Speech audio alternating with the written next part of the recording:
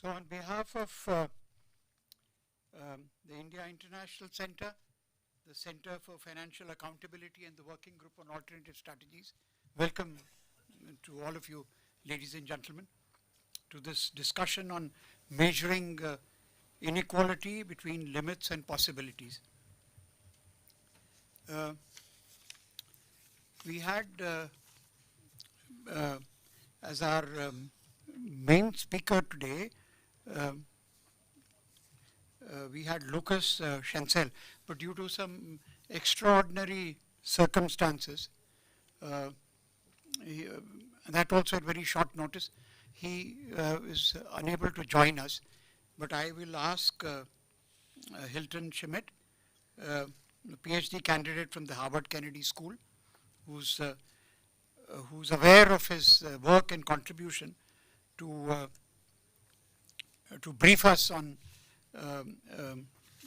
his especially his work on the World Inequality Lab and the kind of thing they have done to develop high quality measurements of inequality. Now, just to briefly, by the way, I am Suhas Borker, and I am the convener of the working group on alternative strategies, and I have just been elected as a trustee of the India International Center, and this is the first meeting which I am at after the election, and my term began on the 1st of April. So we have, I mentioned Lucas could not join us. We have Professor Prabhat Patnaik, Professor Emeritus, Jawaharlal Nehru University, Professor Pronab, Interim Director, and Professor, Indian School of Public Policy, Professor Partha, former Director and Professor at the Delhi School of Economics, and Dr. Dipa, Sinha, Assistant Professor, Ambedkar University, Delhi.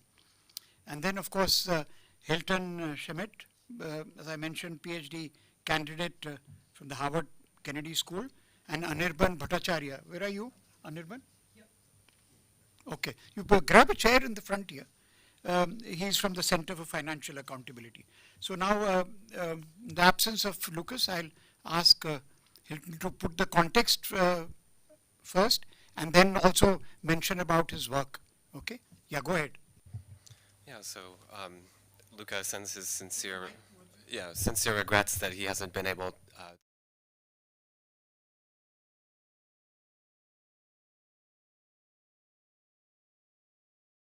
hopefully we'll be able to postpone his piece of this event and have something in the future that would be online so that we can still get his perspective, because I think it's a very valuable one and an important part of this conversation. I'd also like to share thanks on the part of those of us who co-imagined and co-organized this, to the Indian International Center, as well as the Working Group on Alternative Strategy, which has been working on some of these issues for the past 30 years. And it's really an honor and a privilege to be able to host this conversation about inequality. I'd also like to thank Ananya Vajpayee and the host that I have at CSDS, where I'm doing some of my work in the last few months, and I think I would be quite lost in the Delhi ecosystem if it weren't for their support. There's also been a hint of engagement between leading thinkers on this topic, and I don't think we could have done this without our core organizers at the Center for Financial Accountability, who did a huge amount of work just arranging the space, which turned out to be more of a headache for us. So we really apologize if there are kinks in this, but I think that it is such an interesting conversation, and they've done so much work with these beautiful posters that they have and some of the materials that you'll be able to see outside. So I hope that you'll be able to look at those, and they've also been feeding me a lot in the last few weeks. So I hope that some of our efforts will show and be able to offset, I think, some of the nourishment that I've been receiving from so many in Delhi.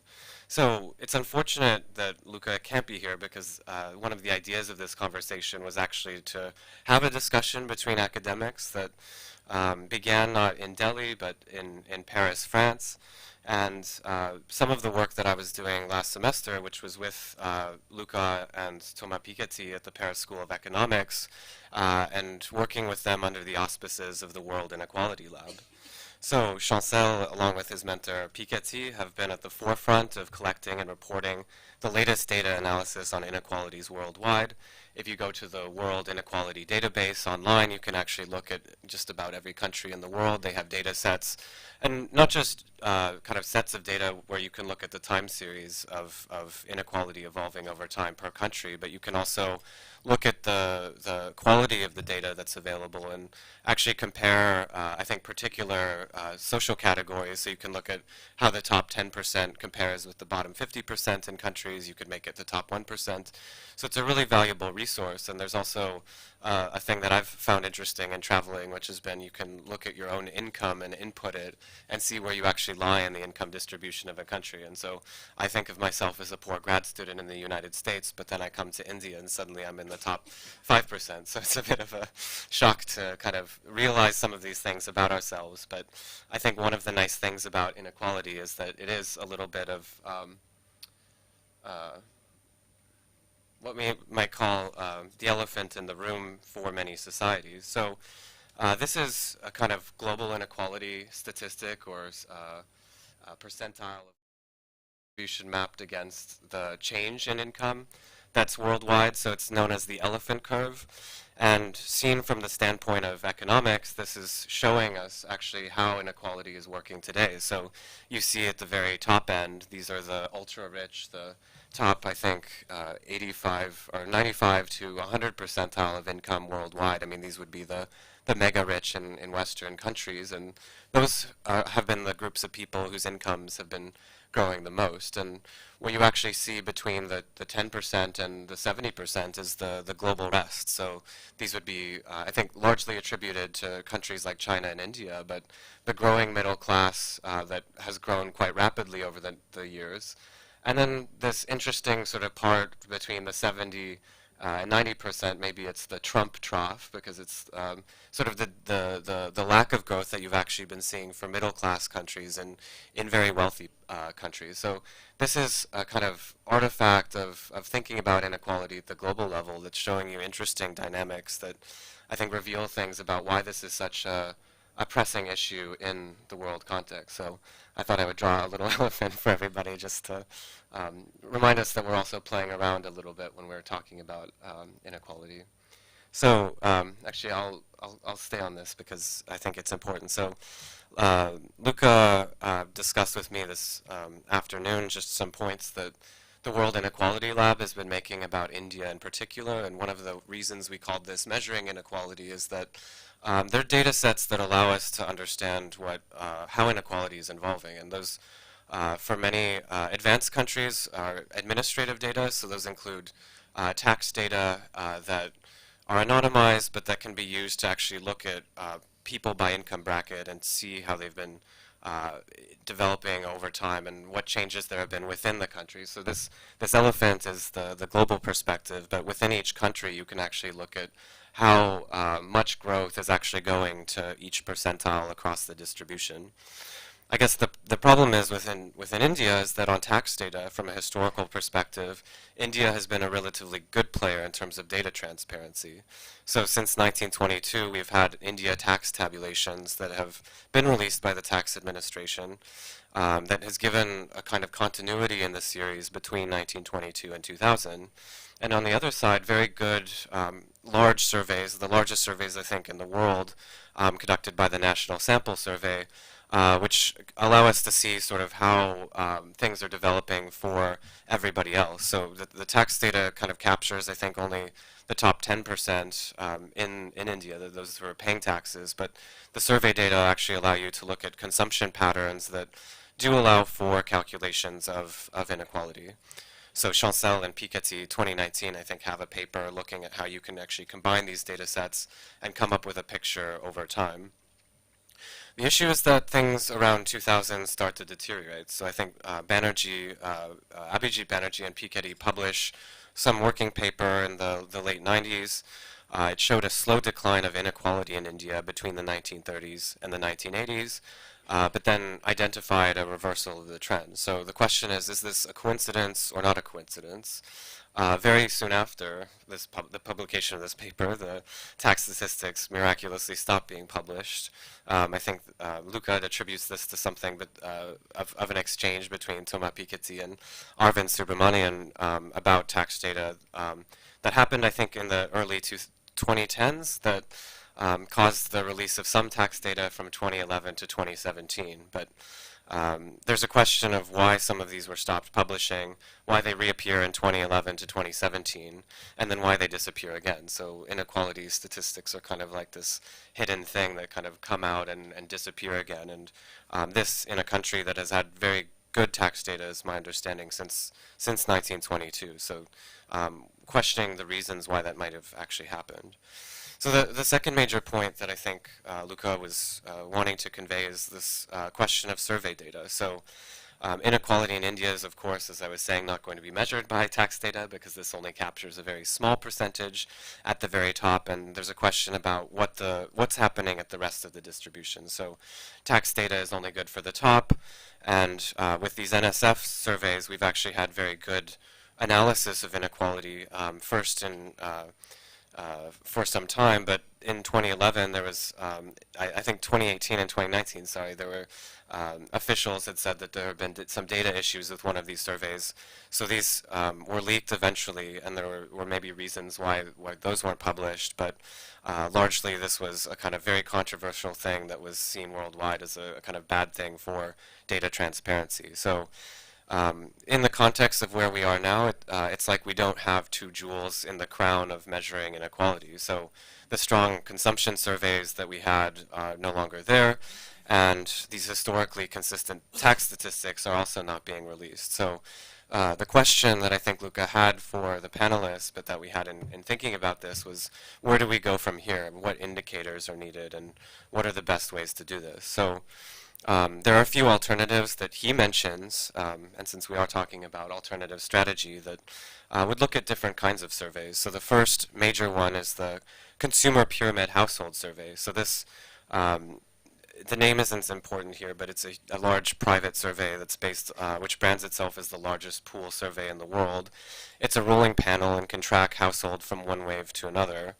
But the issue is that many researchers have seen these statistics as quite off from what other surveys have shown. So it's been questioned as a source of reliable information, and there's doubts about the sampling that's been done with that.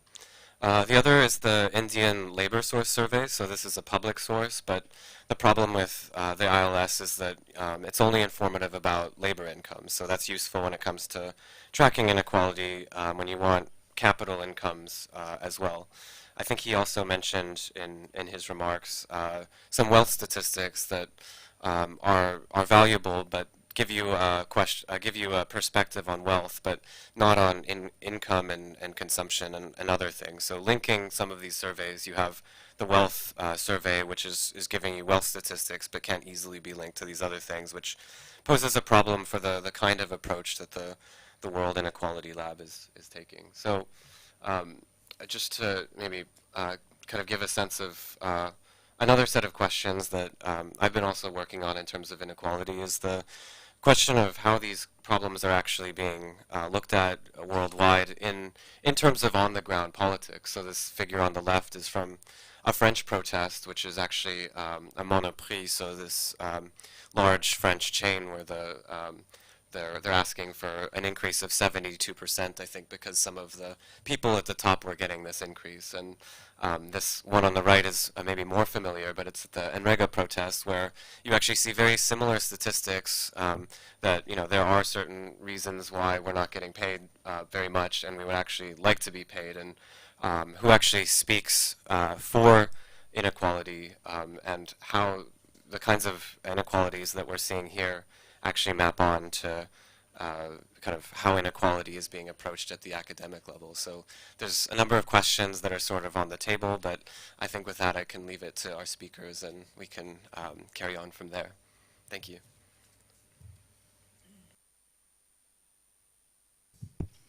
Yeah.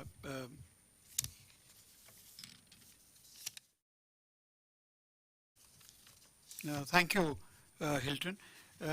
Now I just wanted to, before I call Pronab Sen to speak, I just like to flag Gandhi and Ambedkar here. Gandhi had included economic equality in his constructive work and said very succinctly that the master key to nonviolent independence, and he identified the rising levels of inequality which would constitute a source of violence. And then we had Ambedkar, who said, how long shall we continue to deny equality in our social and economic life? If we continue to deny it for long, we will do so only by putting our political democracy in peril. And we are seeing this happen today. So over to you, Prof.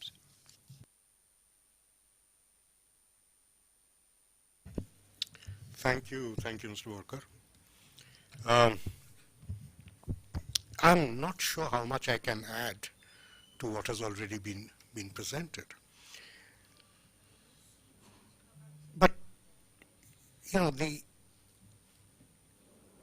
one simple fact we need to keep in our minds is that the data that has been collected and the data that was alluded to, in none of them, certainly not the income tax one, nor for that matter the NSS, was inequality a central issue. The objectives of the NSS surveys were very different, and inequality was not one of them. The thing is that because the data was collected in a particular way, it could be used to actually measure inequality up to a point. But one of the things I think we need to understand very clearly, and that may indeed be the source of the kind of problems we saw in the elephant graph, is that think about the two principal sources of data we are talking about. One is income tax, and the other is a household survey by various people, including consumer pyramids, if you like. The data will reasonably accurately capture actually the upper tail of the distribution and the lower tail of the distribution. It would be terrible in the middle. And this we know from people like us who have worked with the NSS data, that it is certainly, it does not reflect what's happening to the richer households. And it's also not very good for measuring what is happening to the upper middle class. Now, so when one talks about something like inequality, the quality of the data becomes important, because if you take the data at face value, what you would, and then try to stitch them together, what you would end up getting is probably a very biased picture. And you may indeed be better off doing extrapolations. That's an exercise I have not seen, but that may indeed be a preferable way to do it. The second issue, and I think this is a little problematic, is that how does one think of income and income inequality?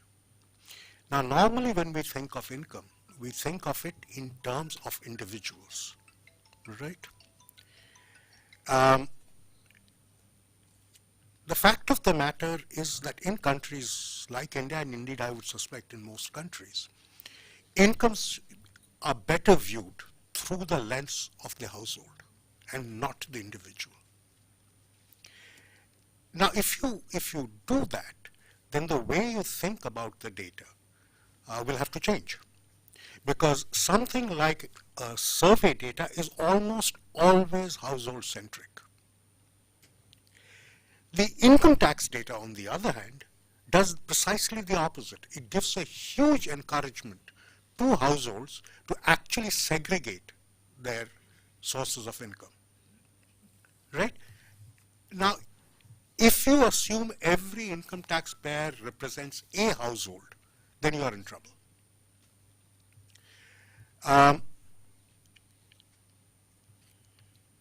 Now, the main issue, of course, is that even if we accept these limitations, the one thing that we cannot shrug off, and this is where the problems really begin, is that when you have such a large proportion of our population who essentially are self-employed in one manner or the other, and this is, by the way, not just about the poor. The vast majority of the so-called Indian middle class are self-employed. The problem with self-employment is that incomes are not stable. They tend to move around a lot. So what is it that we are measuring? And how are we thinking about it? When you start asking these questions, then the utility of something like consumer pyramids, which was just run down a little bit, becomes obvious. Because what you're getting is some sense of what is the kind of variability in household incomes over time. Maybe limited periods of time, but at least it gives you a sense of the instability, and therefore of the kind of corrections that you would need to make when you are making definitive statements about inequality. Now, because of these problems, we've had a situation where the discussion in India has completely moved away from inequality. This was a discussion that used to exist in the 60s. Post-60s, it's pretty much vanished. The discussions then shifted completely to poverty, to notions of poverty. How do we measure poverty? How do we measure change in poverty? That's a more tractable problem, because what you're really looking at is how good your data is for a very well-defined segment of the population, which is the lower half. And if you're doing that work reasonably well, you're okay. But the moment you start looking at this, what's happening to distribution, then every point along the distribution has to be measured roughly with the same degree of quality. This is impossible to ensure. Okay? Take income tax data.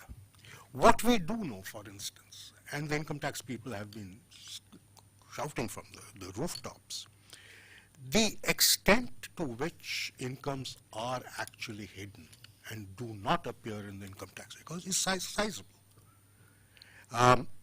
And if you know that as a prior, do you have any way of correcting for it? And the answer is unfortunately no. The one thing that was mentioned, and it was mentioned in the passing in the presentation, was the issue of wealth distribution, right? The wealth distribution, unfortunately, also suffers from exactly the same lacuna that the consumption distribution or the income distribution data does, which is that the principal source of getting information on wealth is what's called the All India Debt and Investment Survey. And as in the case of all other household-based surveys, there is a tendency for the top, I would say, anywhere between 5 and 10% of the population either not to report at all, or if they report, they will underreport seriously. So putting together comprehensive wealth data is not easy, particularly for the rich. Now, anybody who has lived in India for any length of time knows that even something which should be as simple as ownership of property is tough, because Benami is something that is pretty much built into the system. In fact, people are shocked if you're not using proxy for registering property. So wealth data is problematic, and wealth data is seriously problematic. And the thing is that, you know, when we try and match the ADIS kind of data with what little data that we have from investments, so that you're trying to build up the capital base, which is the stock of capital, which is not easy to do, using the investment data, and then you try and compare it with what is coming from the wealth data, they're not even close. There's a huge gap between them. So I think that is a bigger problem. The one thing that we have not talked about, and again I think because the focus has been essentially on income and wealth, right? And wealth defined in a very specific kind of a way. But the work that's been going on lately and across the world, there's been a lot of work on this, which is the multidimensional poverty measurements. In a sense, it offers fairly good scope for actually using that for inequality measures as well. It depends on how you put that data together. And the reason why that data tends to be a little bit more reliable, because a lot of the indicators that are included in the multidimensional poverty kinds of work are, number one, they're non-controversial, pretty much, and number two, they are things that you can actually, most of them, you can actually just verify by looking at it. The question is it possible for us to put it together in a manner where it gives us a feel for inequality? Because it would capture elements both of income and wealth. It's not segregating the two, it would have to be put together. But that's an area of research that I think needs to be taken up, because I suspect that as we go forward, this may become the most useful way of measuring inequality across countries. Thank you. Thank you very much, Professor Sen. Now I'll ask Deepa Sinha to come on. I mean, if you'd, 10 minutes, but if you could go on, how can we, improve the data on inequality? If you could stress on that, how could we? Thank you. Although we didn't coordinate it, I think Professor Sen ended it exactly where I want to begin. So that's really helpful.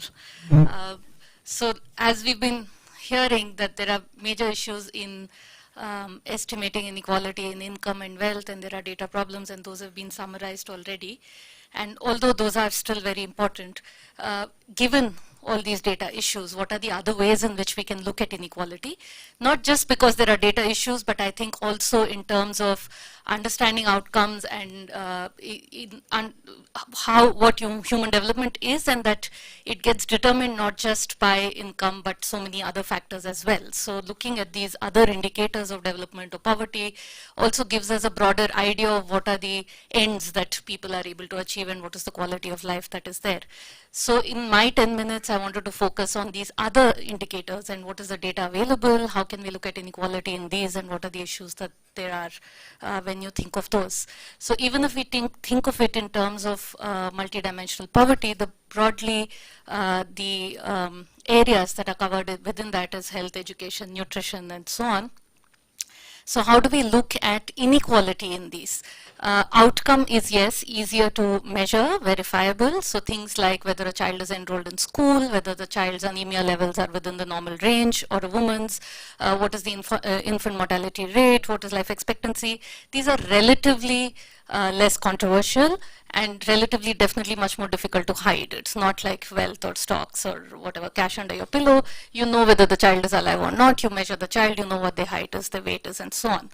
But yet, when it comes to measuring inequality, I think one big issue that comes with these indicators, and that of course is very well understood in the literature, but not in the context of when we are discussing inequality, particularly income inequality, is that because most of these variables are bounded, just looking at inequalities in terms of differences does not tell us very much. I mean, they all just naturally tend to converge. Because let's say, for example, school enrollment, the maximum school enrollment can go to is 100%. So if you have one group which has achieved the 100% and the other group which are slowly improving, it will show a convergence. Similarly, with infant mortality rates or maternal mortality rates, any of these, one is that they are bounded, and secondly, that what the public health literature calls, you have this phenomenon of low-hanging fruit, which is that at initial levels, where the levels are very poor, whether, let's say, in infant mortality, if the infant mortality rates are extremely high, it's easier to reduce them at that high level, and as they get lower, it becomes more and more difficult to improve upon them just because of the nature of it again, that initially most of the deaths would be because of things like diarrhea and pneumonia. The later deaths that remain would be because of maybe genetic factors and so on. So this automatic convergence that you tend to see in these indicators are not necessarily a reflection of reducing inequality. Neither reducing inequality in income and wealth, which to a large extent also determine the outcomes in this, but also I think inequality within this. And how do we look at that? How do we look at relative inequality and what the measures would be? I think is quite important. Otherwise, there is this danger. Like we even had the economic survey a few years back, had a whole chapter which said that while there is no income convergence happening in India, there is convergence in human development outcomes. Or there was an article by, I think, Arvind Panagriya, where he argued that Gujarat was, the education levels in Gujarat was increasing much faster than in Kerala, again making the same mistake of Kerala already being above 90%, but Gujarat was starting at 60 in that same period that they were looking at. So this is something I feel that when we are discussing inequality and measures and alternate measures to inequality other than income and wealth, that we need to kind of think about when we think of what are the indicators that come here.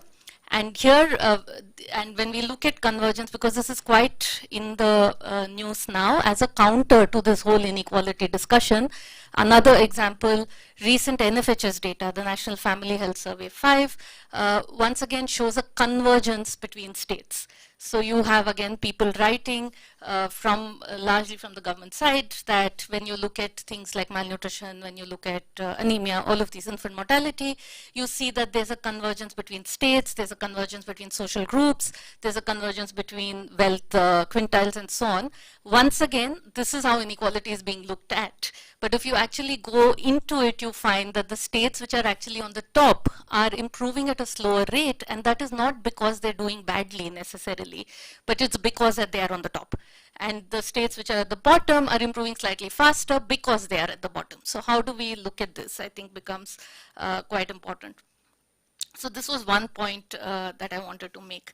The second, relating to again what you discussed, is that even these survey data which have these, where we get this information from, which is definitely again less controversial in terms of just the indicator itself, I am not sure how much they cover the upper class, the rich. Let's say the National Family Health Survey again, or even the other sources, the CPHS or the India Human Development Survey. It's not just about the rich not reporting their incomes, but how much are the really rich even included in the samples of these data? We're not very sure. So if we look at the, let's say, if we look at the wealth quintiles in NFHS and compare the richest to the poorest, who are those richest in the NFHS sample actually representing? Are they the richest in this country? My suspicion, not.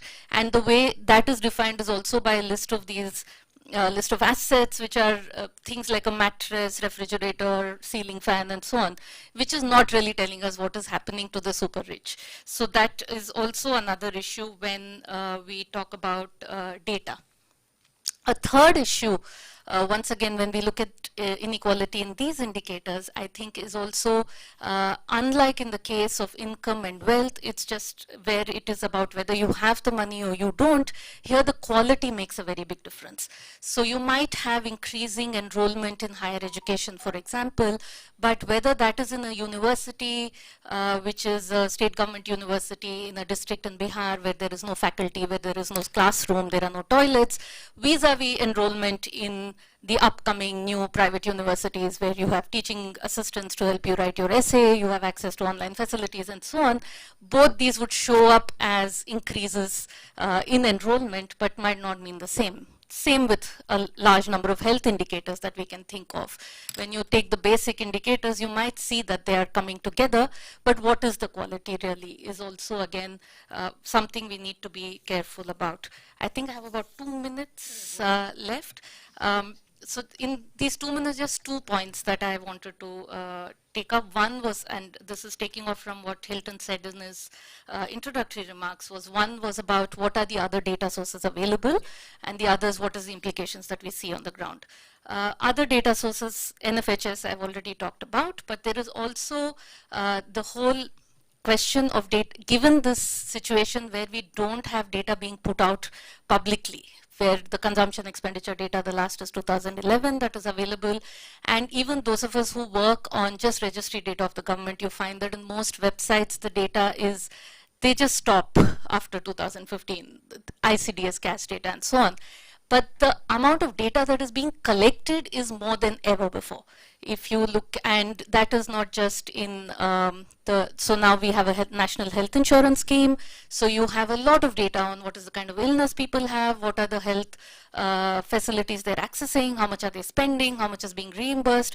None of this is out there in the public. But if we want to use this, not only to understand inequality, but overall trends of improvements in living standards or not, there is a lot of data that the government is collecting, but that is not available. And I think that's very much, again, linked to this whole issue about measuring things if data is not shared. Finally, on the ground implications, of course, we all know what they are, but I just thought I'll give a few examples from what has been going on recently. I'm just coming from the Narega protest, where, you know, it's not, of course, it is inequality, but it is also how certain things get acceptable because of inequalities. For example, in the case of Narega, workers in West Bengal have not been paid their wages since December 2021. So they've worked for over a year and they've not been paid.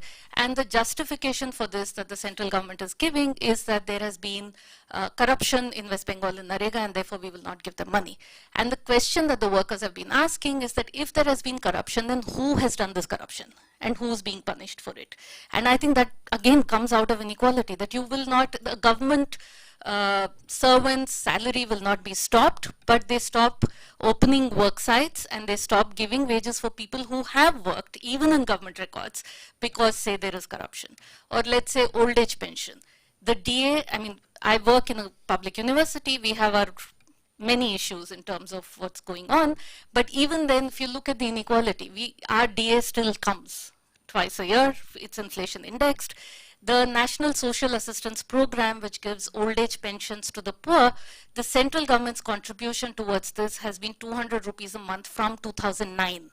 So we're 14 years away, 200 rupees already a measly amount.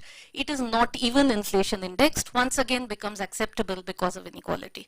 Last example, and I'll end with this, is again to do with malnutrition, where I started from, where now the debate, and there is a committee also that ICMR has set up to look at this, is to just change the standards. So if you look at malnutrition, the current standards that we use are the WHO growth standards for the whole world.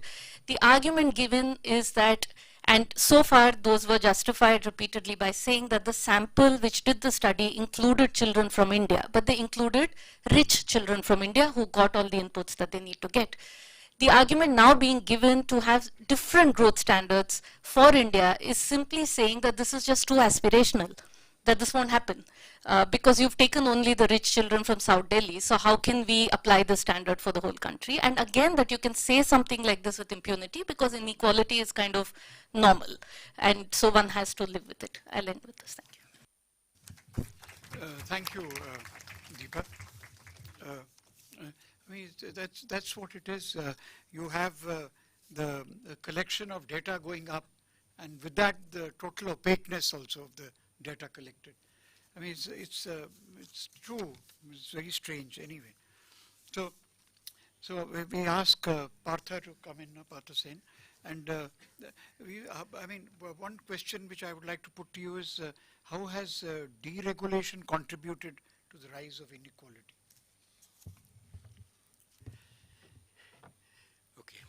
Thank you, Suhas. Let me first say that, my work is not on data on inequality by a long stretch of any stretch of the imagination. So when Suhas was putting these questions to me, I said that, look, I went through Delhi University, so no matter what the exam questions were, I gave the answer which I knew. Huh? So, and I am, unlike some people, I am very happy to share my university degree with you to show you that, that what I'm saying is true. Okay, so where are we? Inequality in India is pervasive, whether it's income inequality or wealth inequality, and I think Pronab, who's has sullied his hand in trade, as it were, so he knows the data, and he has done a very good, presented a very good case about income and wealth, and how the debate in India shifted from looking at inequality to poverty, okay? Because that's where we are. So I'm a macroeconomist. I look at what has been happening in India, and for a long time, macroeconomists, to a first approximation, were not concerned with inequality. But I think that fiction that, we are above this measurement of inequality has become very difficult to sustain after COVID, after demonetization. These are the two big shocks which have hit the Indian macroeconomy, quite apart from its other implications, health and all that. So in the old days, when I was, or a long time ago, so in the year dot, people who were sort of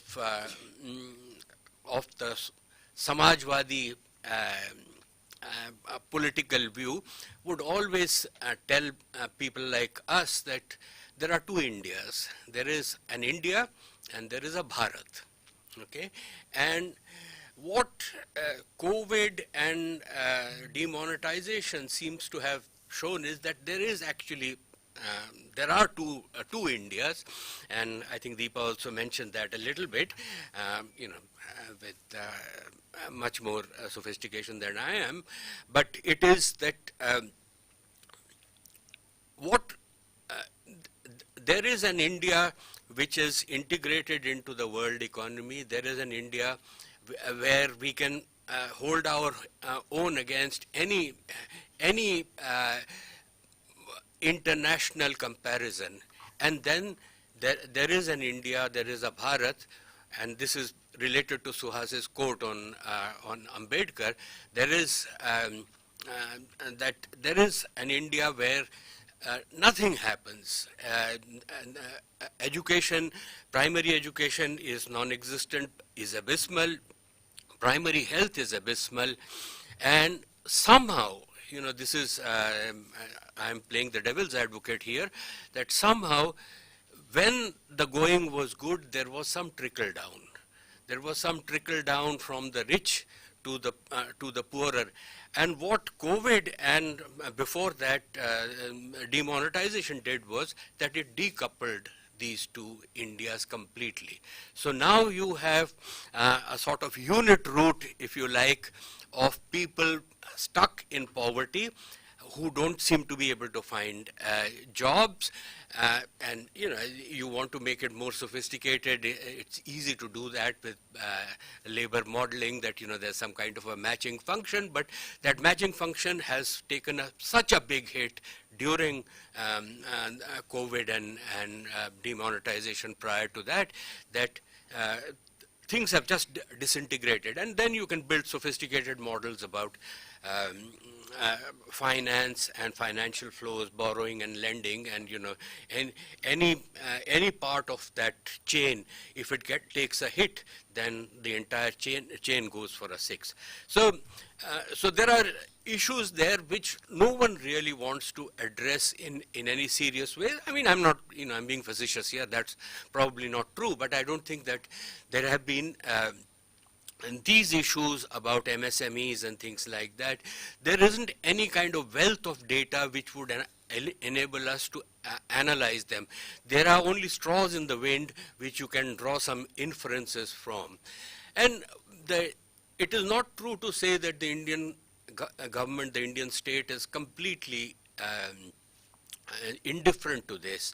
The Indian state is very so this is Pranab's distinction between poverty and inequality, that the Indian state has been very focused on ensuring that at least there is a semblance of transfers to the poorest people, whether it is PDS or whether it is Rural Employment Guarantee Act. And both of them have their problems, but at least, there is lip service paid there.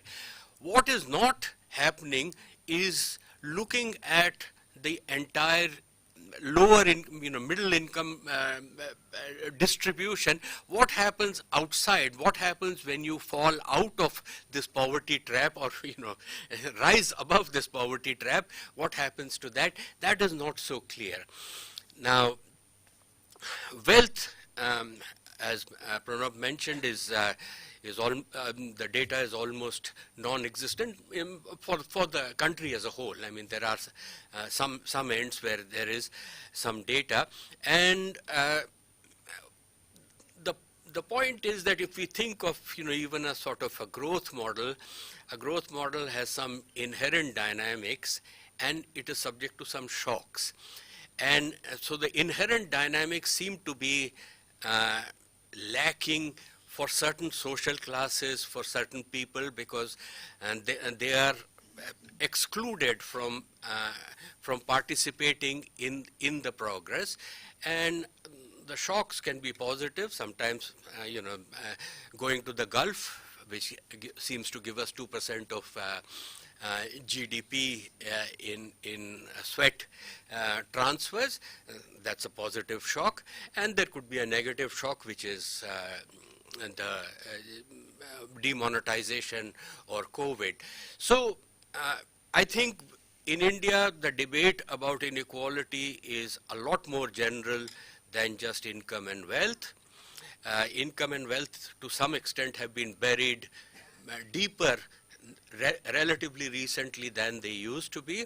But I think it is very important to look at the debate in a more general way, and I think it is important to ensure that why is this producers index, PMIs, why are PMIs so important when we know that it matters not at all? So for most of this thing, why is there still extrapolation from large firms to small firms' performances in the data? So there is some mendacity here, which I think at least needs to be flagged.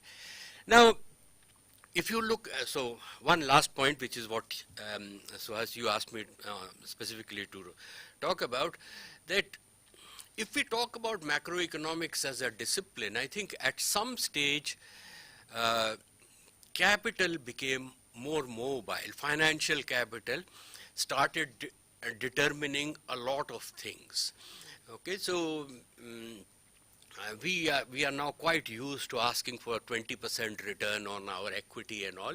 Now, there are very few projects which will give you 20% return. So where are the 20% returns coming from? They are coming from capital gains, okay?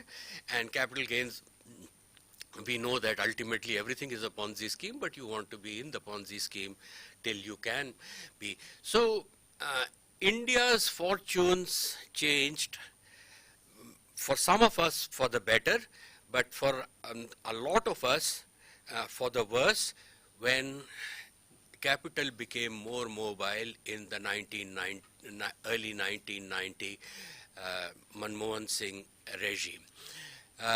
Capital is mobile. There is an inflow of capital. There is a real appreciation of the exchange rate.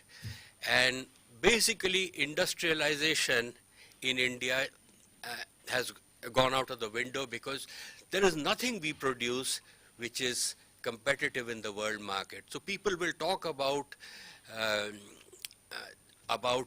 better roads, better railways, smashing the trade unions, but no one talks about the exchange rate. Okay, what India is suffering from is a Dutch disease.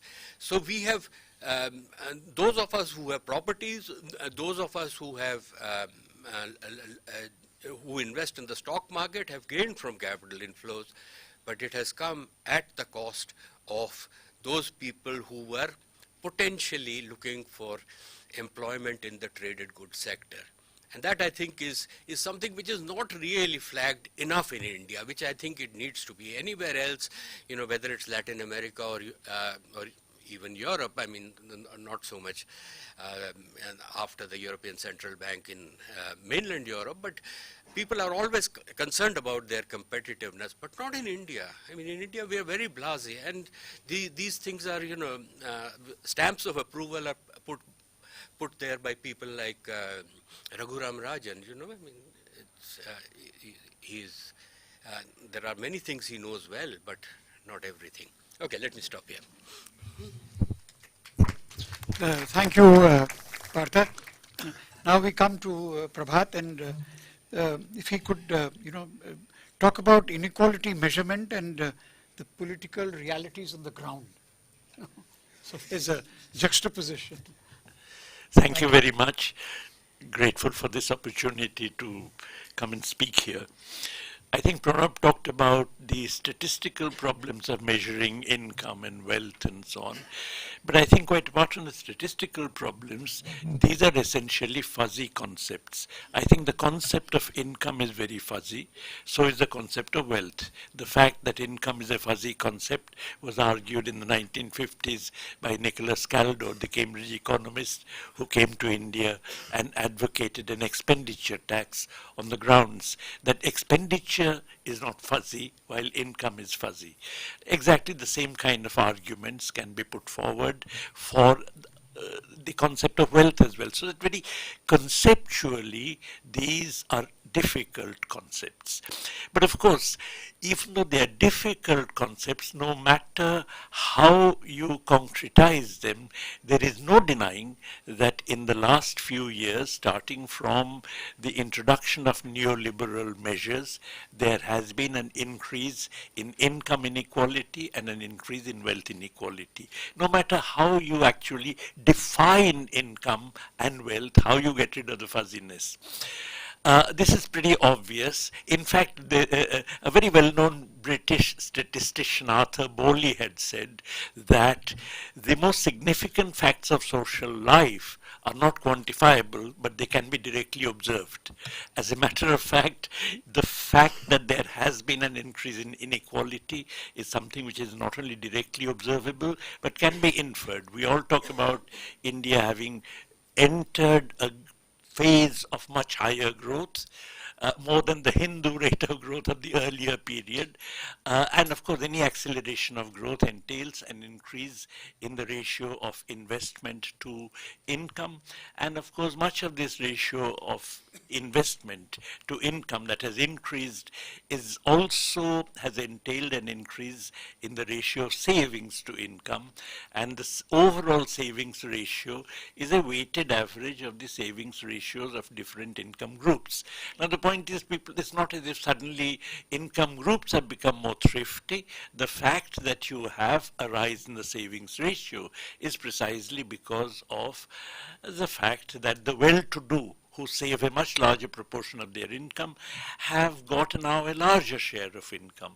So it is clear that one can infer an increase in inequality from the very fact of those who claim kind of, victory over the Hindu rate of growth because of neoliberalism. In other words, you cannot crow over neoliberalism and at the same time say that no, our income distribution has not increased, has not become more unequal. I mean, I think the acceleration in the rate of growth is the other side, or is accompanied necessarily by a rise in income inequality. And of course, the theoretical reasons for this also are not very difficult to see. We have had much higher rates of labor productivity growth in this period of neoliberal regime because of the fact that all kinds of constraints on structural technological change have been removed. And if you, despite the higher rate of GDP growth, if you have very high rates of labor productivity growth, then the employment growth rate is much less. And if the employment growth rate is less, then the labor reserves don't get exhausted. Therefore, your real wages don't rise. They may rise a little bit, but not very much. And if real wages don't rise in a situation where the labor productivity is rising, then of course there is a rise in the share of economic surplus in output, which of course sustains much higher levels of inequality. Therefore, inequality is built into the kind of growth strategy which we have been pursuing. The point then is what exactly obviously now everybody is worried about inequality. I mean, I think starting from the IMF, everybody is worried about inequality. And if so, the point is, what do we do about inequality? There is a view that if you taxed wealth, if you tax the rich and spent that money, then inequality would go down. That view is not correct. In fact, if you believe that the bulk of the poor consume what they earn, in other words, they really save very little, in that case, government expenditure financed by taxing the rich does not affect the wealth or the income that the rich had to start with. It does not get reduced. It's a standard proposition in macroeconomics. Now, if that is the case, nonetheless, one can actually advocate such a measure because insofar as the proceeds of taxing the rich are not spent on building roads and so on, which may have some use, or building airports, but are rather given as transfers to the poor, then it is worthwhile, because then at least the social wage that the poor get increases. Now, this is something which, of course, has increasingly been getting recognized. As a matter of fact, none other than the economic survey some years ago flagged off the need for a universal basic income. And in fact, in one of these elections, every political party was talking about a universal basic income, whose idea precisely is to tax those who can afford to be taxed, that is presumably the rich, and to spend the proceeds in the form of transfers to the poor. The problem with the universal basic income is that all current schemes discussing universal basic income are schemes that really give you very little.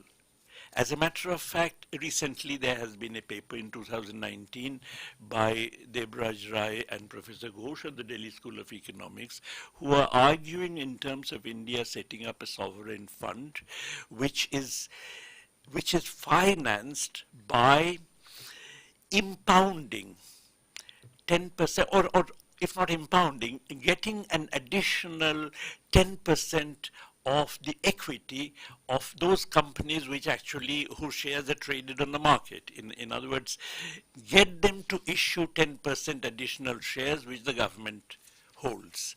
And whenever new shares are issued, get the government to get 10% of the new shares which are issued. So that in effect, the government becomes a 10% or 20% or 15%, whatever, owner of the entire private sector.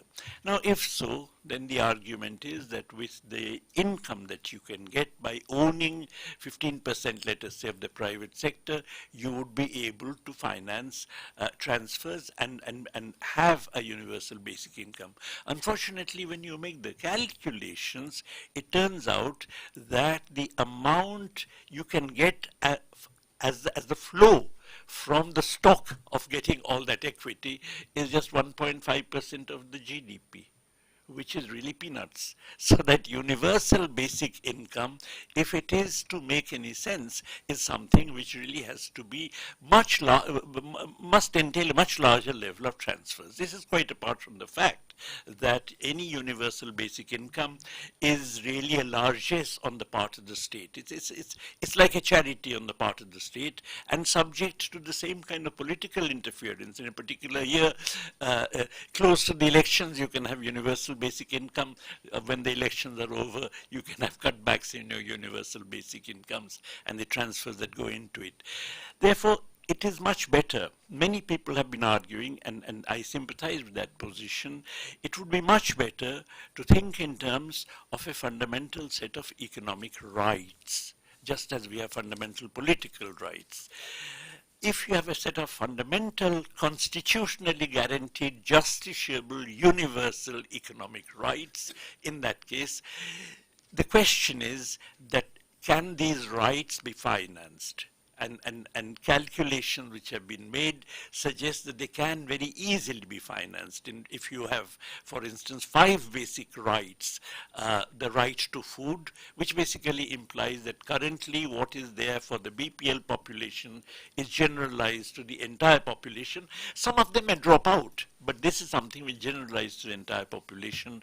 The right to health care on the basis of a national health service of the kind that you have in Britain or in the Scandinavian countries, the right to, I should have said the right to free healthcare, universal free healthcare, the right to universal free education, at least to start with up to the higher secondary level, and of course the right to disability benefits and old age pension, at least 3,000 rupees a month, compared to the current peanuts, which is 200 rupees a month. And finally, a right to employment. And failing your getting employment, there must be a certain statutorily fixed level of wage that the state must make available to you. Now, if these 5 rights are considered, in that case, in addition to what is being spent today, under various heads relating to these, you would require about 10% of GDP. And for 10% of GDP, an elementary proposition again in macroeconomics would say that if you need to spend 10% of GDP, you really require 7% of additional tax mobilization, because as you spend, taxation accrues to you, so that you can spend again. As a result, you have to raise 7% additional tax revenue, and these can be raised by just 2 taxes being levied on the top 1% of the population, households, and one is a wealth tax of 2%, and the other is an inheritance tax of 1/3, which again is levied on the wealth that is actually transferred by the top 1% again.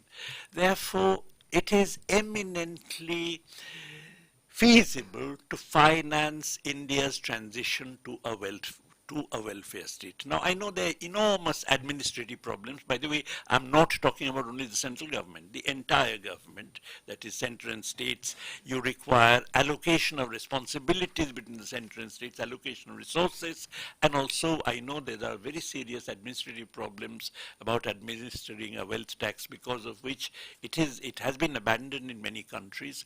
But these are issues on which I would really like some discussion in the public domain. In other words, when we are talking about measurement problems, the measurement problem should also be related to problems of how to impose these kinds of taxes. I should say that in the recent United States elections, two candidates, one was Bernie Sanders and the other was Elizabeth Warren, had both suggested progressive wealth taxation. Bernie Sanders had suggested wealth taxation going up to 7% at the top. Elizabeth Warren had suggested only two slots. One is a 1% tax, the other is a 2% tax. So the point is that, wealth taxation has come on the agenda in other countries. I think it must come on the agenda here, and I think we must devote some time to discussing in the public domain how exactly we can actually make it administratively feasible. Thank you.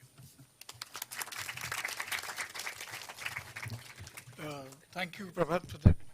I mean, looking into the future. Thank you.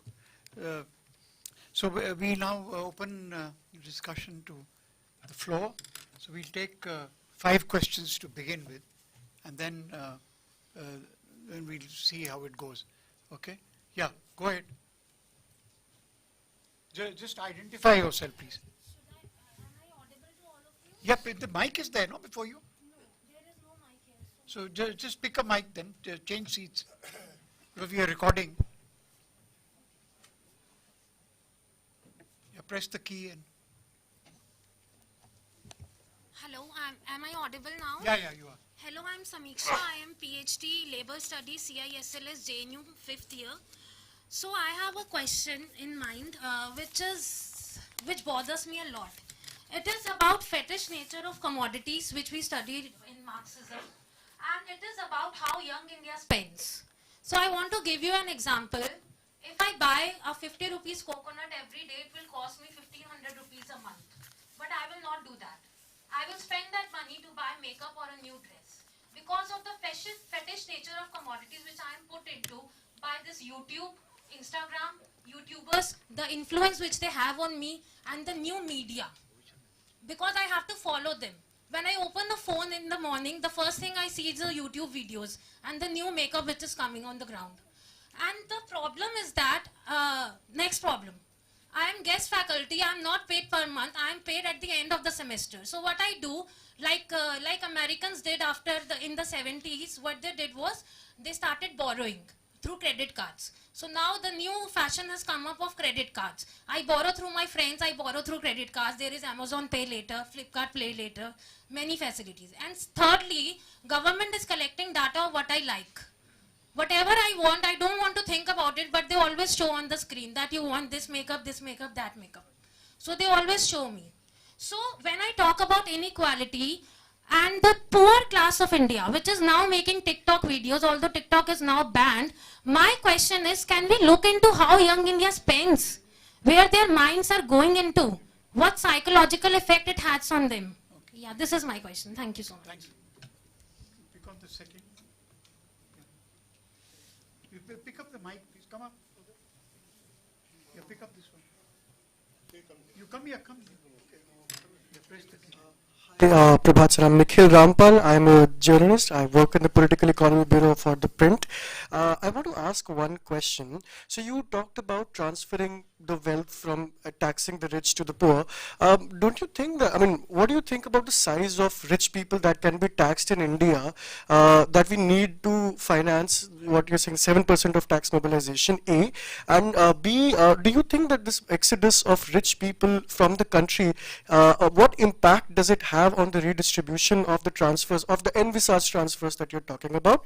And B, the question is coming from the youth NEET data that has recently come from the MOSPI, that around 33% of India's youth is neither employed nor in education, and it's also not in training. It's a 2021 data. What do you think, how do you think inequalities can perpetuate to the size of people, to the size of demographic dividend, which is actually doing nothing, 51% of which are actually women? These are the two questions I have.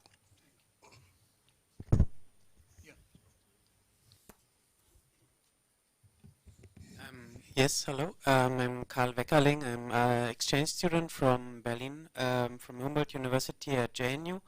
I would have the question, we had discussions in Berlin in the seminars that the data for the highest net worth individuals is usually kind of blurred because they have refined mechanisms of hiding wealth, maybe in Panama Islands and many places around the world where there's less bureaucracy and less transparency also. It was revealed in the Panama Papers that was a big thing in Europe, where a lot of politicians and other richer people and people with power were involved hiding their wealth internationally. And as such, we were discussing also the possibilities of actually getting hands on the data, how much wealth is actually there in the richest, not 1% maybe, but 0.1 or 0.00% of net worth individuals. So I would like to ask how you estimate the situation in India, and also about connecting to this question of the gentleman before, how tax policies can get really bring these individuals to the taxation process in a country, and avoiding that they are going with their wealth to other countries where tax policy is more kind to their wealth. Professor Patnaik, the way you said about the collection of funds, yeah, Dr. Sarjeet Dudeja, can we put a tax on our election candidates like Lok Sabha candidate or Vidhan Sabha or Panchayat? There are thousands of lakhs of they are contesting and they hardly pay any tax. Why not put some tax on their elections? Thank you. My question is intended to, okay, Sangram Patnaik, I'm a lawyer by profession. My question to is Prabhat Patnaik, in fact. You said taxing the rich is not the correct concept. So what is the alternative? That is one. Second is, what is the alternative base? Like, should we make it a larger base with regard to the taxing component, or we should make, suppose for example, the poorer or may not be the poor people. What is the alternative? What is the solution to it if we are not taxing the rich?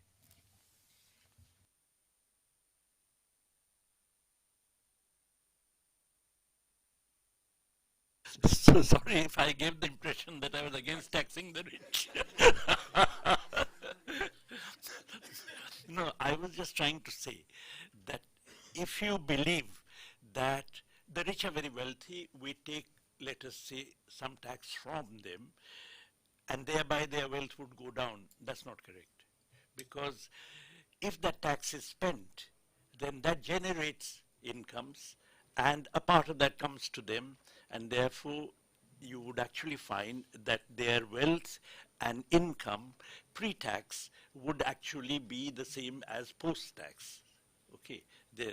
But the point is that that if this money is actually spent on providing transfers to the poor, in that case, effectively, you're bringing up the poor, and at the same time, even though the income and wealth at the top remains unchanged, nonetheless, you're bringing up the poor, and therefore, in that sense, there is a reduction in inequality. Now, the question that was asked to me is size of the rich people who can be taxed. I mentioned 1% of all the households, okay, from the top, the richest. Now, obviously, it doesn't have to be 1%. I was just saying it as an illustration. As I mentioned, I think in the United States, they actually were thinking in terms of, I mean, these candidates who are candidates of the left, basically, they were thinking in terms of, I think Bernie Sanders had 7 different scales, okay, and I think Elizabeth Warren had only 2. I was simply thinking about 0% wealth tax on 99% of the population and 2% wealth tax on 1% of the population. That's just illustrative, but I mean, this is the kind of issue on which I would much rather be guided by people like Pronab than kind of hold forth myself. There was a second question about inequalities, demographic dividends and so on. I mean, obviously, to talk of demographic dividends in a country in which there's huge youth unemployment is in fact just ridiculous. Okay, so if we are serious about the demographic dividends, we have to think in terms of providing work to everybody.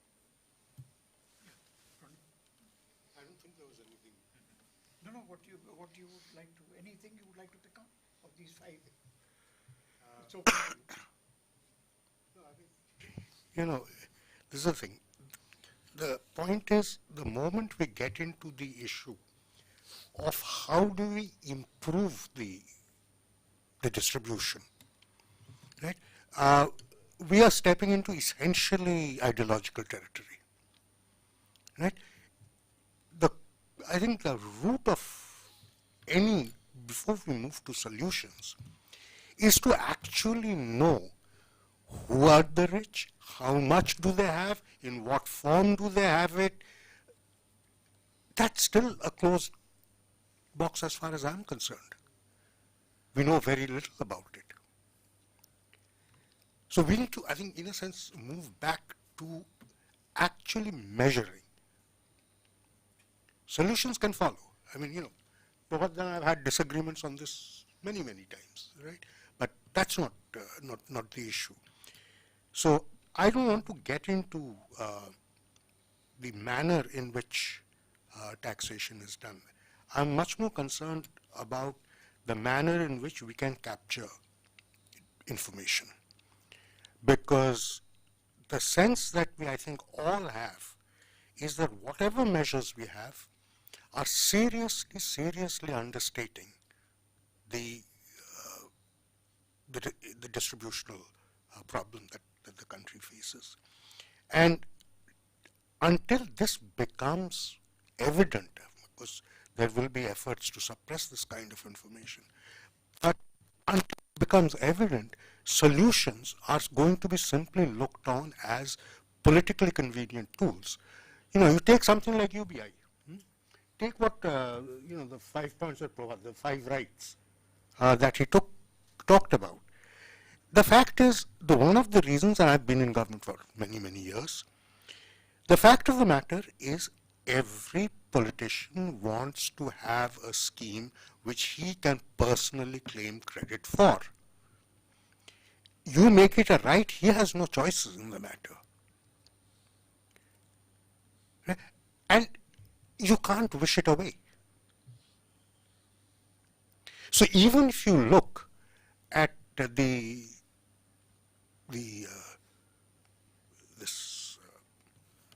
pandemic-induced free food grains, right? I mean, there was a lot of song and dance about it. There was a lot of political mileage that was being generated. Because it was not yours as a right. You got it because of the goodness of my personal heart.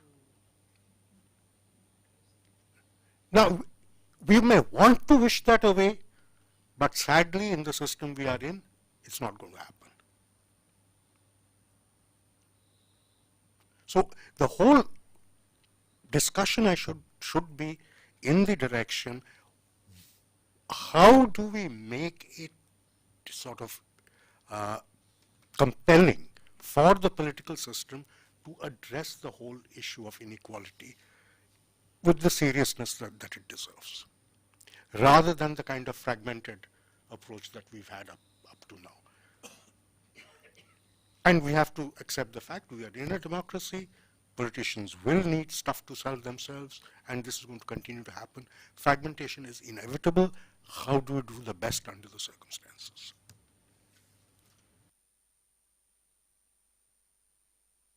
Deepa, would you like to take that question of how young India spends? You're young India. I'm not a young Indian.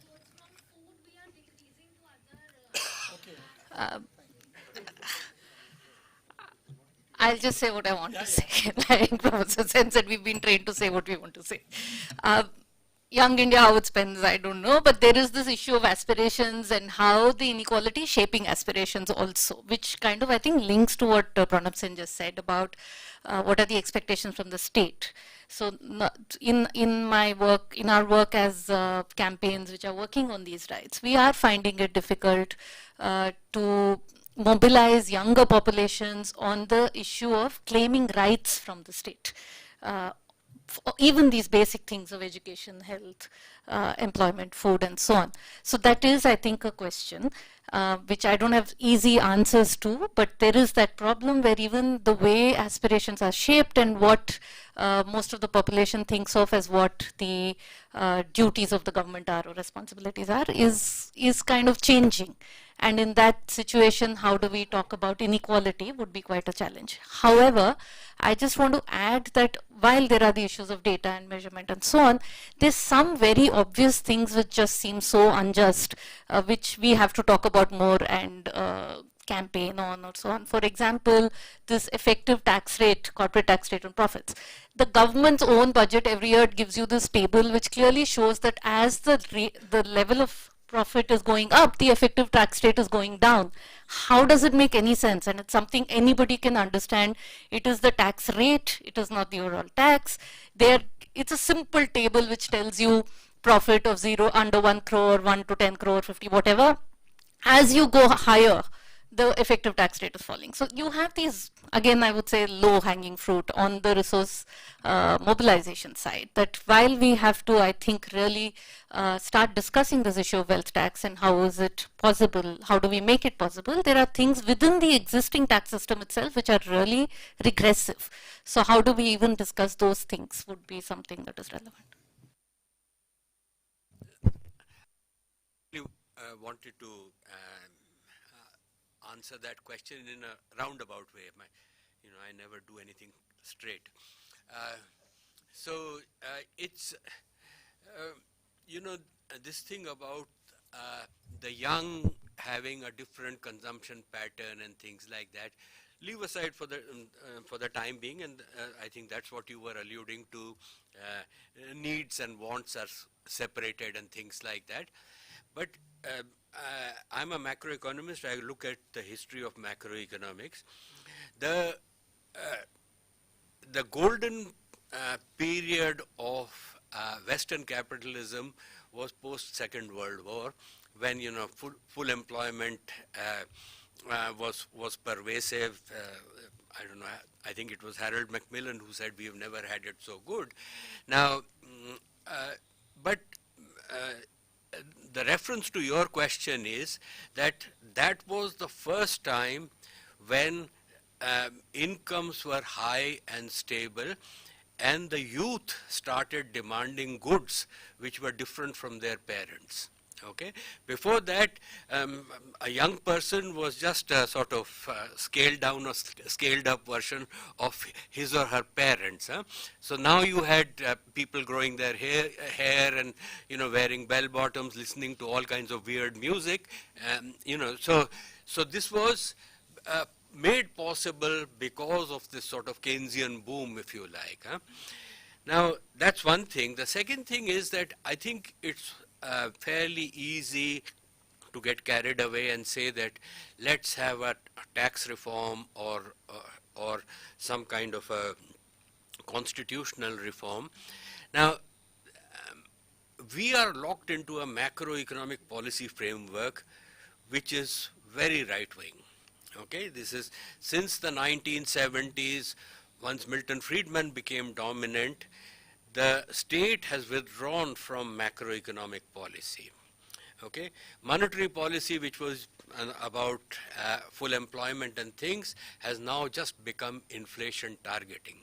And what have we Indians done? We don't even we are very good at cutting and pasting, but cutting from where and pasting where is too ancient a civilization to worry about those. So there is a problem about that.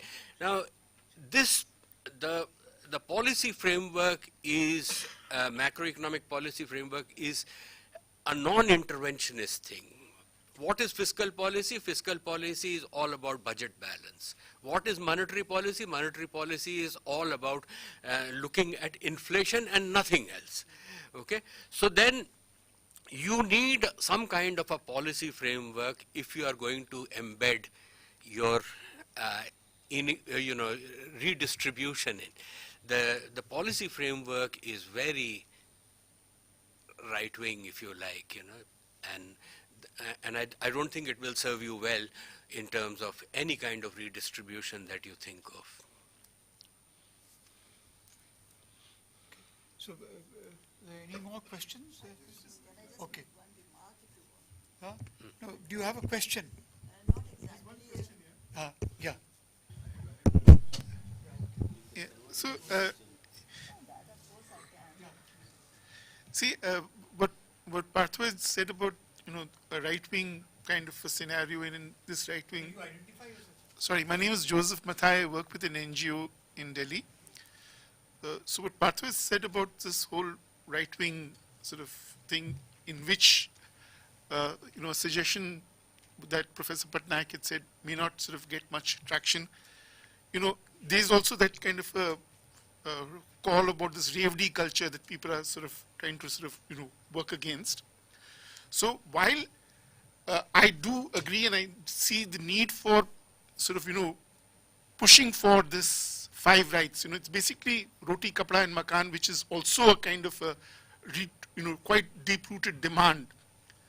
But at the same time, there's also some kind of a need to also give some other, on the one hand, this should be done, and on the other hand, this also should be done. The two-handed economists that lots of people want to have, and that part of it is, when we talk about the whole thing about privatization, why do we always look in terms of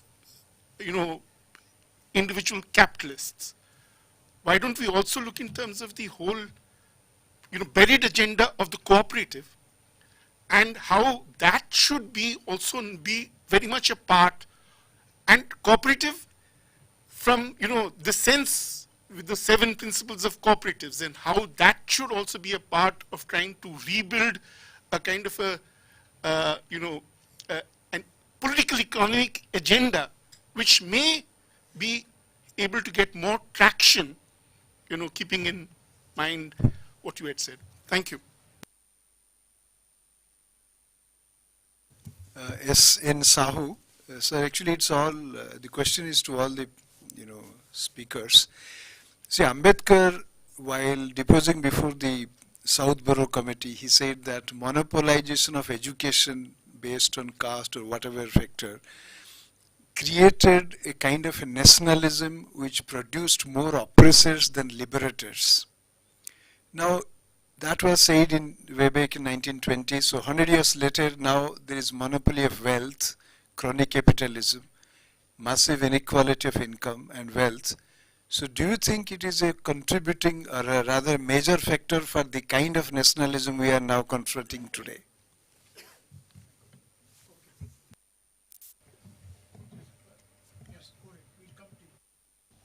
Yeah, I came late, so maybe this has been discussed. How has, my name is GB Bagai, has digitization made a significant difference to the poor? Because now they have so much better access to information, to jobs available, to their eligibility, to their rights. Has that changed their approach to the governance by increasing demands? Thank you. Anyway, go ahead. Yeah, so this is just picking up on something Pronab was talking about with respect to the distribution of income and how that's tied into ideology. And I think in your introductory remarks, you were actually talking about how inequality disappeared in the 1960s. And this is a question I think, Dipa, you could also speak to, but I'm just interested what happens when the problem of inequality turns into the problem of poverty. So you stop looking at it as a matter of how much do the wealthy have and how much do the poor have, but you're thinking in terms of this, almost depoliticized class of people called the poor who are stuck in some kind of trap, and then the objective of economic policy is to lift those people out. So it seems like there's something going on with economic agency there, but I'd just be curious to how that was justified in terms of the statistics and actual data that was being used at that time.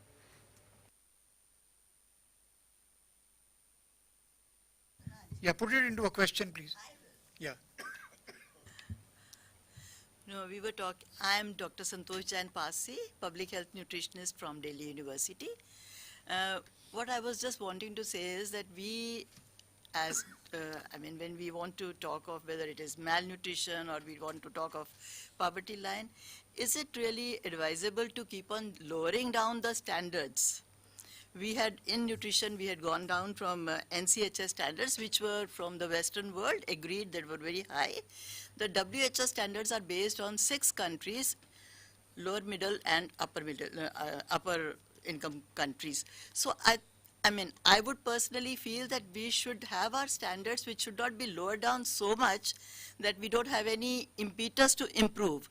As an educationist, if we want to say that 50% of the marks, I mean, the minimum percentage for passing is 50 or 40 or 33, without changing the marks of the candidates, we are only using the same data set to improve, I mean, to project higher pass percentage. So I am of the opinion that we should be able to provide adequate facilities for the children to exploit their genetic growth and not lower our standards to say that these children don't need anything. So I want to know your opinion on that. Thank you. I think we'll close at that. Please come.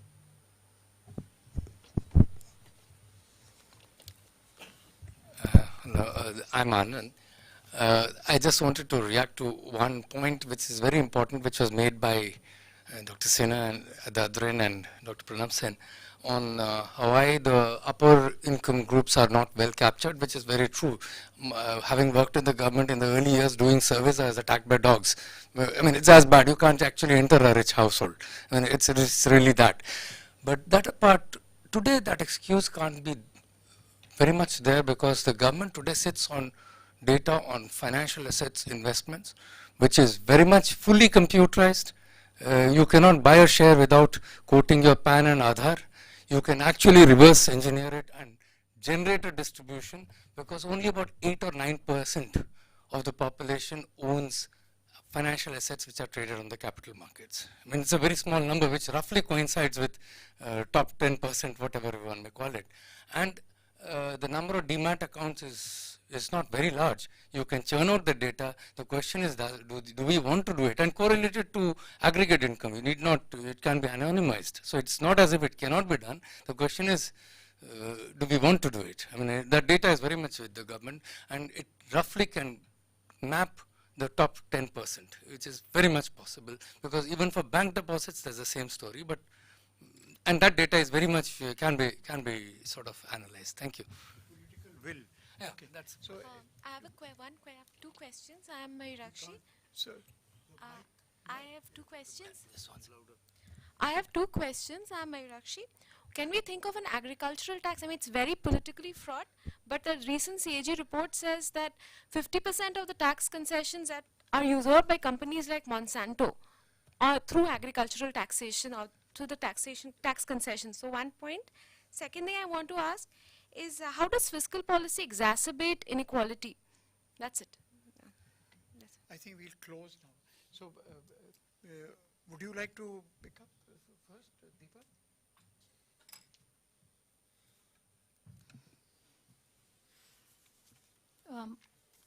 I'll start with, ma'am, I completely agree with you, and I think that is the problem not just with nutrition standards but even poverty lines, where we've been seeing that it's supposed to be pegged to calorie norms keep changing, and it's actually not pegged to calorie. We don't know what it is pegged to, and the whole debate around the poverty line and is it too low and what is it measuring. So yeah, I don't think that is the way to go, that you lower the standards and then celebrate our achievements, but have real standards. On the digitization and poor, I thought that was one of the things I'd like to take up.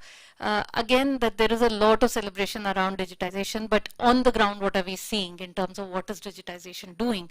Not to say that therefore there is no benefit to technology. It can be used and has been used in government in many ways to make entitlements available to the poor in much easier ways. But in more recent times, what we've been seeing is that digitization in fact is being used more to exclude than to include in the entitlements that the government definitely provides. I know you were more talking about in terms of maybe the UPIs and access and so on, which it's a tool. If there is no income, what will you do with the UPI if you don't have any money to use it to pay something? But on the other hand, things like the public distribution system, the NREGA, now even ICDS midday meal, in all of these, with these mandatory digitization that has come, we are seeing two kinds of things happening. One is just plain exclusions because of the digital divide, because of network failures, because of fingerprint failures, all of these, which are being called teething problems, but the teething problems have been going on now for over 10, 12 years. The second also is the whole accountability system changes when things become digitized. So earlier, where you could go to a block office and do a dharna or whatever it is, mobilize and say wages are not coming or ration card has not been given, I'm eligible. Now the only answer that we get is that system MIS nahi allow kar raha hai. There's nothing I can do. So there is no discretion at the lower levels of the bureaucracy. So for the poor to claim their rights now, they have to come to Delhi, and they come here and then they don't know who to meet. It's as if the MIS is a person of its own with its own mind who nobody has control over. So everyone blames things on the MIS. You cannot fill a ration card application in Uttar Pradesh if you don't enter a bank account number, if you don't have an Aadhaar number, if you don't have a mobile number. Even the costs of accessing entitlements have gone up because you then have these cyber cafes which take 50 rupees, 100 rupees, 200 rupees just to fill in online applications because you cannot do anything offline. So in many ways, digitization is taking the poor away from their entitlements and also making it more difficult to mobilize and claim entitlements because there is no face now to the system. It is the computer which seems to have a mind of its own. So just wanted to put that here as well. I think that's not what the data is showing, sir.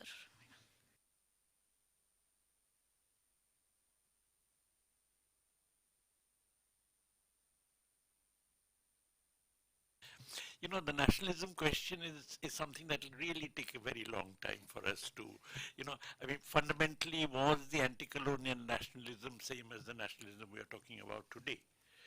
In other words, is the Hindutva nationalism and the anti-colonial nationalism synonymous? I believe not. And therefore, why did we go from one kind of nationalism to another? I think taking Ambedkar's statement made in the 1920s to apply to today is therefore problematical. One has to look at each in its own context.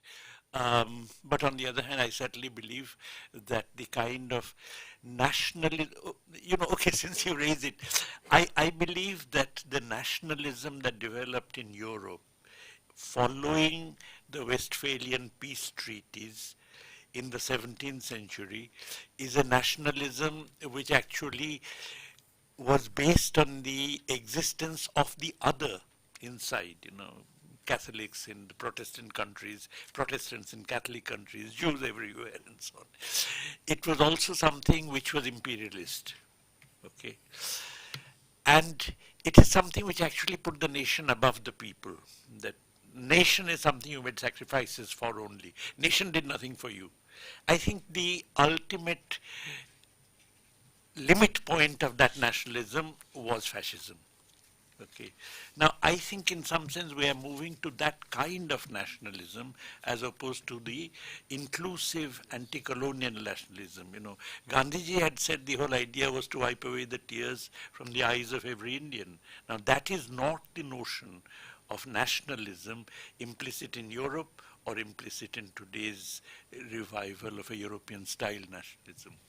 The other thing, this traction point is quite interesting. I mean, I agree that the kind of thing that we are talking about here, rights and so on, obviously in the present moment do not get some traction, do not get any traction.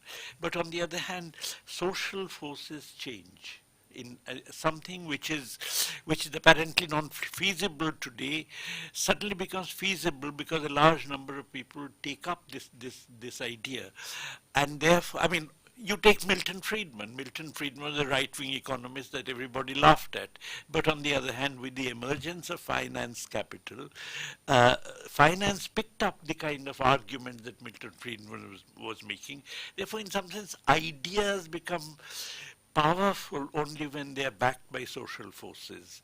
But the ideas must always be there in society to be backed by social forces. So That's why, I mean, whether it's traction or not, it is important to have ideas at any given moment in society.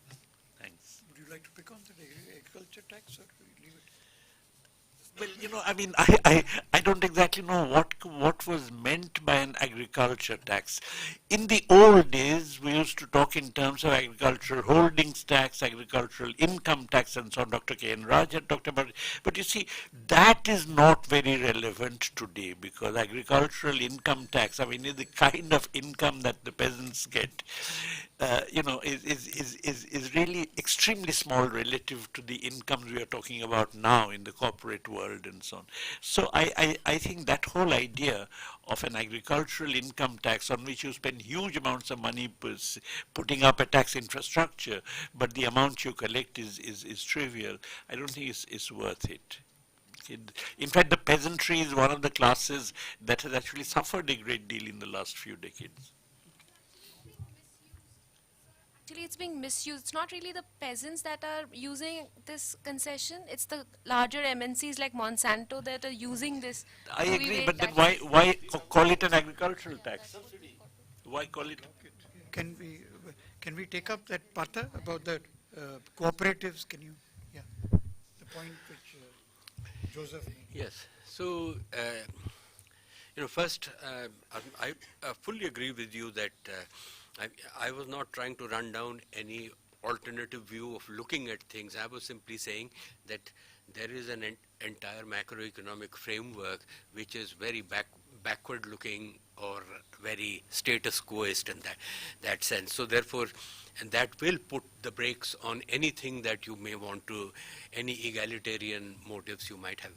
The other problem is that, you know, when you think of environmental issues, for instance, I mean, there is the whole notion of communities owning land, okay? And similarly, cooperatives, you know, I mean, non-corporate bodies which may produce something and be doing business. And somehow, you know, these things are not given the space that they should. I mean, of course, the tribals and the forest dwellers are marginalized for a very specific reason to actually get their land away from them. But I think the problem with cooperatives is that why is it not thought about more? And that's very important. I think that, you know, there are. And in Europe, for instance, Jacques Drez and a lot of those people had talked about, and also Martin Weitzman, the share economy and things like that. But that's just disappeared without a trace. So, you know, I'm actually quite interested that it be revived in some way. I think we'll close. Now, Anirban, can you just say the last word and then we'll close? Thank you, everyone. I actually thank all the audience, all the speakers for a really engaged discussion. I thank IIC, Suhas in particular, and the working group on alternative strategies, and Hilton. So I just want to share a few thoughts at the end, like just 3-4 minutes maybe. Something I think all of us around this room, around the table would agree that inequality is not just one of the issues. That's why we are talking about measuring inequality, but is also something that is affecting the democratic health of the country today. How a very handful has immense sway on the polity, the media, the institutions, Adani being a case in point, but not just limited to that. So in a sense, to tackle inequality is also a question of kind of saving democracy in a certain sense. So in that instance, we also felt, some of us who have been dealing with the question of inequality, the question of measuring inequality, we know that our country, as Suhas, where Suhas began in the evening, that as a country we are familiar with inequality, the many layers of it in terms of caste, gender, communities, also familiar with the ways these have been challenged. But in the same sense, the widening wealth gap is something that further deepens each of these fissures in the country, and that is something that we need to grapple with. one thing that we have sensed, and this is something that have come up in earlier conversations with Deepa and others also, is that the running rhetoric every time we say that these are the margins that that need support, that need in terms. But every time these days, these things are used in a particular language. It's either called freebies or reveries, or there is a particular political vocabulary that is being created around it to shun these. And it is also being said that this is not required. It's pulling the country down and things like that. So one thing that we always come up with is that whenever such demands are being put, it is either called absurd, or it is said that there's simply not enough resources to cater to these. And that is where I think where Prabhat sir came out with, I mean, when he shared some of these ideas regarding the wealth tax and the inheritance tax, that ultimately when it boils down to the question of political will, I mean, it is possible, but whether we have the political will to do it. But that is something that we felt that I mean, there are really some very well presented data that is coming out from the World Inequality Lab, the Oxfam Inequality Report.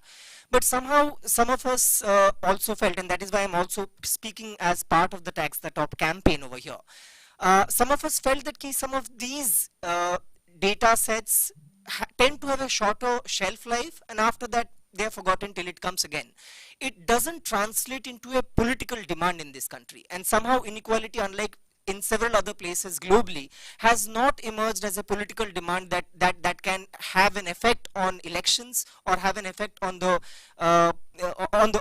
political contours of even the opposition, so to speak. So that is one intent with which we went ahead with some of the calculations and some of these demands, and tried to take it to the masses so as to convert these things to some kind of a mass demand as it has emerged in Latin America, in the US, or even several of the Western countries. That is the idea with which the Tax the Top campaign at this point in time is moving. But one thing that we have also felt is that while that is something that we move with and take it to the people, be it in terms of gun melas or fairs, whether it is meetings, youth gatherings, we have taken these things to the people. One thing, of course, there are questions that come that we are still, I mean, that we have to answer to respond to some of those feedbacks. I'll share with some of you later. But one thing that we also feel is there is a certain sense that the very imagination that an alternative is possible has gotten very constrained over the last 20 years.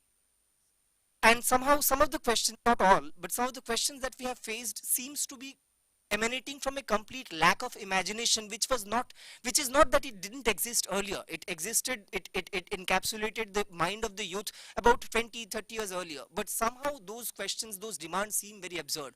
So somehow I think neoliberalism has had that effect. And we have a feeling that and we agree with what Prabhat sir mentioned, that I think what the campaign gives us an avenue to talk about these things and allows us to actually get into questioning the very idea of growth. Of course, we talk about using this revenue for public welfare, for social expenditure, but it also gives us an avenue to actually speak about why have we come or arrived where we have arrived. What is the nature of growth that has driven this kind of inequality that threatens so much so that it threatens democracy today. So some of those conversations I mean, we have been able to have because of the campaign, which is, I think, a good thing.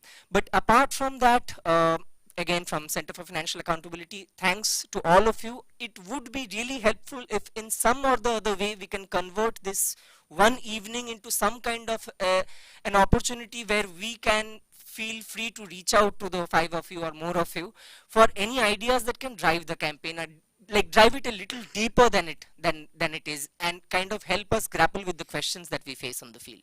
So that is a request that we have, so that we take away a little more from this evening than just the last 2 hours. Thanks, Suhas. Thank you, Anirban. I think we've had an interesting evening. We have missed Lucas, and not be here as they've been overwhelming. But anyway, we've tried to fill the gap, and thank you Deepa, thank you, Prabhat, thank you, Partha, and thank you, Pronab. So we close the meeting now, and we've, by the way, we've carried it live, so it would continue reaching a wider audience, and then we could take this forward in the days to come. Thank you very much.